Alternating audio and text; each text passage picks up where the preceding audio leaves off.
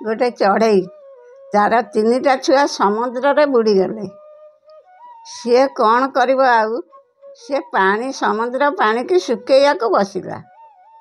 ଆଉ ଗୋଟେ ଚଢ଼େଇ ଉଡ଼ିକିନି ଆସିଲା, କହିଲା କ'ଣ କରୁଛୁ? ନା ମୋ ଛୁଆ ଏଠି ବୁଡ଼ି ଯାଇଛନ୍ତି, ମୁଁ ଏ ସମୁଦ୍ରକୁ ଶୁଖେଇଦେମି।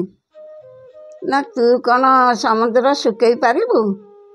ସେଠୁ ସିଏ କହିଲା, ମୋ ମନ ଭାଙ୍ଗନା, ମୋତେ ସାହାଯ୍ୟ କର। ସେଠୁ ସିଏ କ'ଣ କଲା? ସିଏ ସାହାଯ୍ୟ କଲା।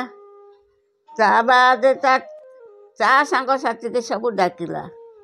ତା ସାଙ୍ଗସାଥି ଆସି ଲକ୍ଷ ଲକ୍ଷ ଚଢ଼େଇ ସବୁ ଆଇଲେ। ଏହା ଦେଖି ଗରୁଡ଼ ବି ଆସିବାକୁ କହିଲେ। ଗରୁଡ଼ ଯେତେବେଳେ ଆସିବାକୁ ବାହାରିଲେ, ଭଗବାନ ବିଷ୍ଣୁ କହିଲେ, କୁଆଡ଼େ ଯାଉଛ? ନା ଏଇଭଳି ଆମ ଚଢ଼େଇ ପାଖକୁ ଯାଉଛି।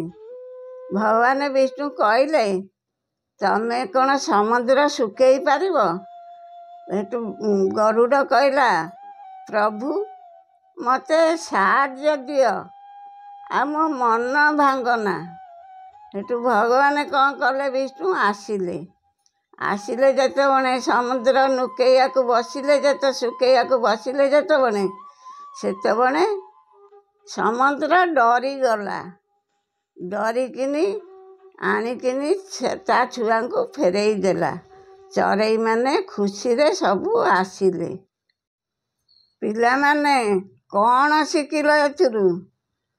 ଏକତା ହିଁ ବଳ।